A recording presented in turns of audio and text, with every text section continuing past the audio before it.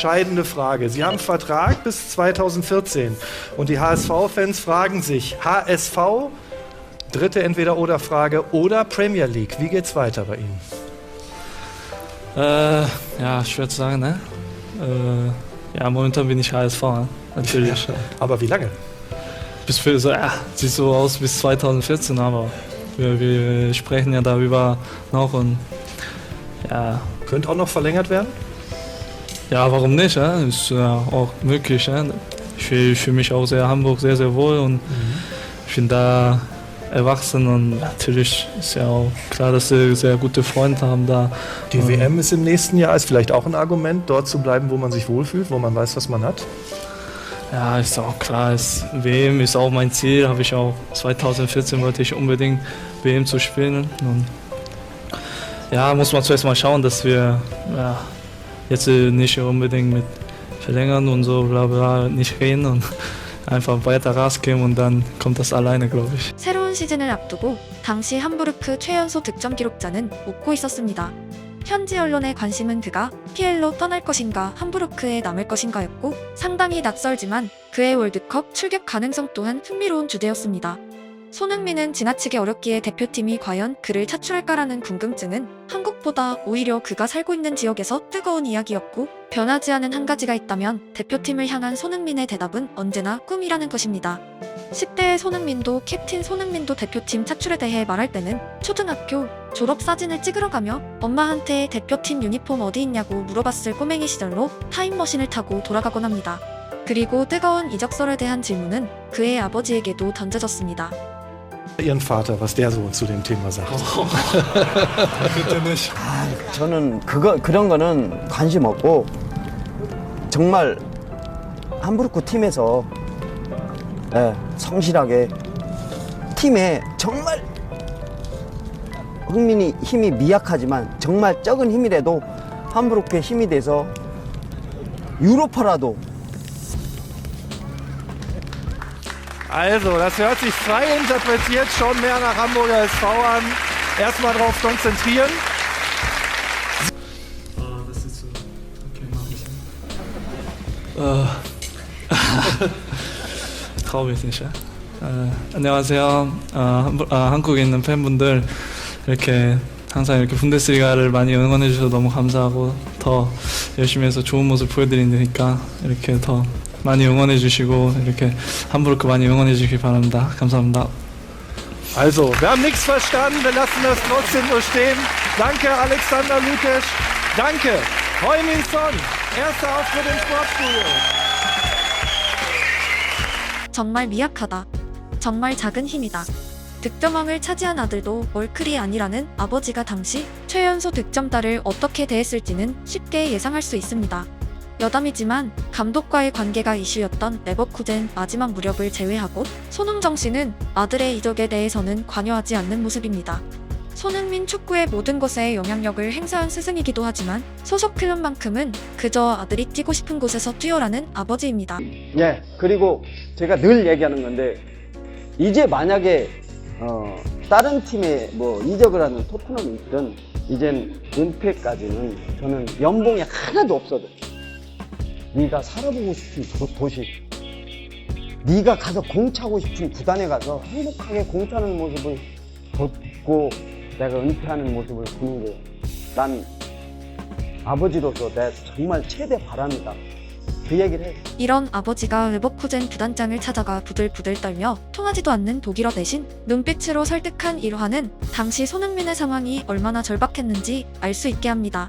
이후 안문까지 꿨다는 구단장은 손흥민의 런던행에 중추적인 역할을 했습니다.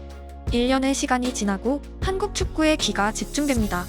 2014년 대한축구협회에서 손흥민의 이름이 호명됩니다. 그는 월드컵 최종 엔트리에 포함되었고 박지성이 은퇴하고 치러지는 첫 대회에서 언론의 스포트라이트를 가져갑니다. 그리고 또 다른 92년생도 자국의 전폭적인 기대를 받으며 월드컵에 출전했고 무려 우승컵을 들어올렸습니다. 마리오 괴체가 월드컵 위너가 될 때 나이는 22살이었고 92년생들의 왕으로 성대한 대관식을 치러냈습니다. 당시 최강빈 괴체의 우승과 동갑내기 레버쿠젠 손흥민의 눈물은 묘한 대조를 이루었습니다.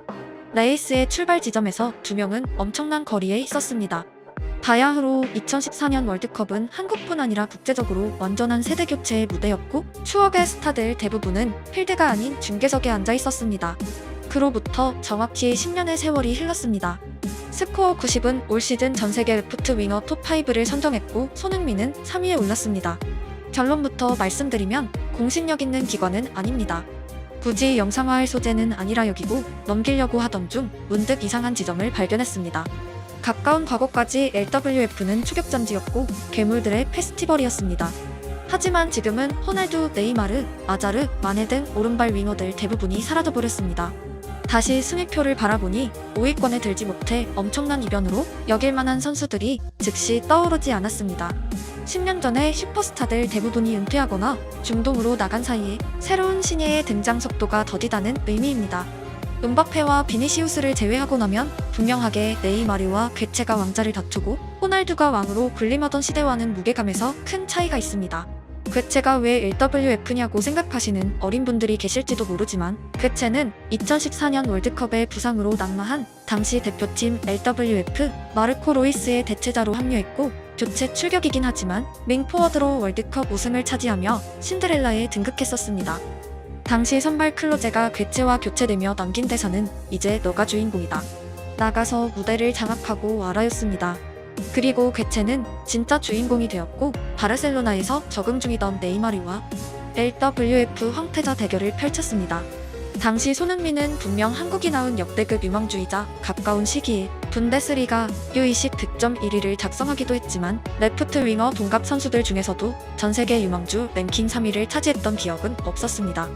공교롭게도 괴체와 네이마르 둘 다 92년생이었고 동나이대에는 신기할 정도로 재능들이 총집합해 있었습니다.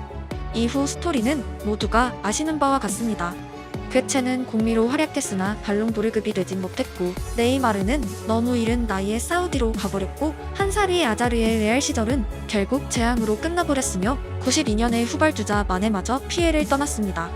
경이로운 이적료를 작성했던 또 다른 브라질리언 쿠티뉴도 정상결전에서 이탈한 지 오래입니다. 역대급 세대라 불린 92년생 레프트 윙어 가운데 결국 2024년 순위표에 이름이 남은 선수는 손흥민 한 명밖에 없습니다. 보통 유망주 순위 1위를 다투던 선수도 전성기 즈음에 다른 세대와의 교집합에선 평가가 대폭 하락하곤 하지만 손흥민은 반대의 양상으로 질주했고 2024년을 맞이했습니다. 작년 그렇게 추앙받던 휘비차의 이번 시즌은 꾸준한 활약이 얼마나 어려운가에 대한 대답이고 세계 최고 유망주들의 조기 은퇴는 관리의 중요성에 포커스를 가합니다.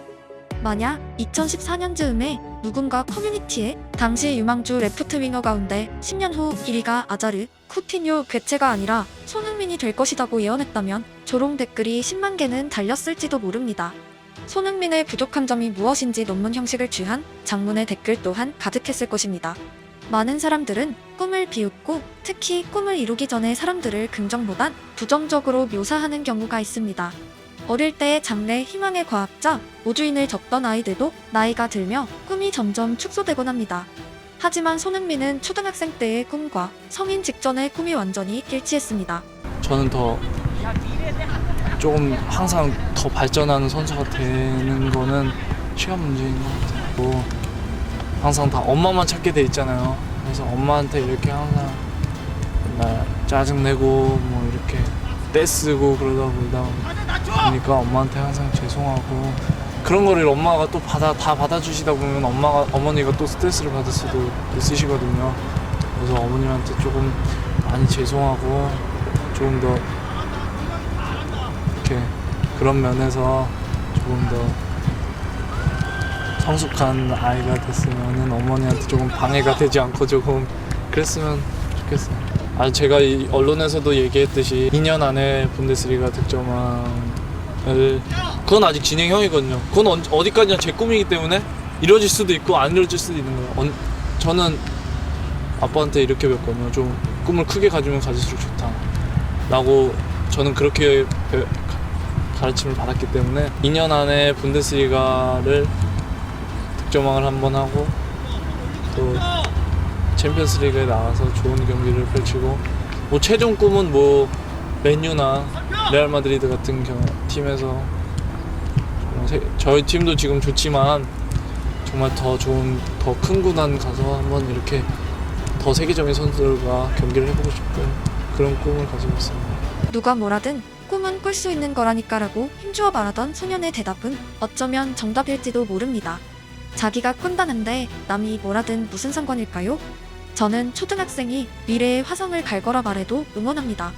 혹시 가지 못해도 화성을 가기 위해 노력한 시간들이 분명 무엇인가를 남길 것이기 때문입니다. 피엘로 건너온 손흥민은 벽 같은 남자를 만납니다. 지금도 저는 푸른 옷을 입은 그의 사진을 보면 온몸이 떨릴 정도로 무섭습니다. 에당 아자르입니다. 첼시의 아자르는 신에 근접한 남자였습니다. 팀원도 상관없고요. 유럽 외국 사람 중에서. 소속팀은 그러니까 붙어본 사람? 네, 아니면 붙어본 사람. 와우. 안 뽑을 수가 없죠. 저는 너무 많잖아. 근데 진짜 일단 뭐 메시 또 그분을 제외하고 그 둘은 빼고. 메시 뛰어봤어요? 뛰어봤죠. 챔스 때. 챔스 때 봤지. 네. 그 두 분을 빼고. 저는 진짜 한 명 있어요. 아자르 첼시 시절 때. 와 진짜 그 선수를 보면 약간 어떡하지? 약간 이 생각이 가장 먼저 나왔던 것 같아요. 진짜 깜짝 놀랐어요, 진짜. 저도 있어요. 딱 떠오르는 사람이 있어요. 2012년에 런던 원정 가서 그 모드리치 크로아티아랑 경기를 했어요. 맞다. 저는 이재성한테 이 머리를 추천하는 게 있어. 그때 당시 머리 스타일 비슷하거든. 나 그때 솔직히 무시했어. 멀리서 봤을 때 저 빵꾸다 생각했지. 경기 가는데 정말 볼 한 번도 안 뺏기더라고. 이재성 봐봐. 지금 사람들이 상대편 A매치 뛰면 뭐라고 하겠어? 빵꾸다 생각할 거 아니야. 잘 차잖아. 그거에 말리는 거잖아. 세상에 사람 잘하죠. 그 머리가 이유가 있어. 상대방이 상당히 이제 혼란스러울 거야. 분명히 축구 못하게 생겼는데 볼만 잡으면 잘하니까. 그죠? 세상에 진짜 잘하긴 해요. 축구 도사예요, 도사. 넘지 못할 벽을 만날 때 돌아가는 사람, 그냥 벽을 온몸으로 받아버리는 사람, 궁리하며 등반하는 사람, 선택지는 다양합니다. 꿈과 성장이란 두 가지 키워드는 손흥민 축구에서 뺄 수 없는 거대함이고, 그때는 넘지 못할 거라 여겼던 거대한 벽들이 하나 둘 사라지는 사이 손흥민은 그대로 무대에 남아있습니다. 여전히 피엘이냐 함부르크냐와 흡사한 질문을 듣고 있고, 다음 월드컵 출격을 기대받으며 정상 결전에 참여하고 있습니다. 달라진 게 있다면 위아래의 라이벌들이 모두 2014년에 초등학생이었을 아이들로 바뀌었다는 부분입니다.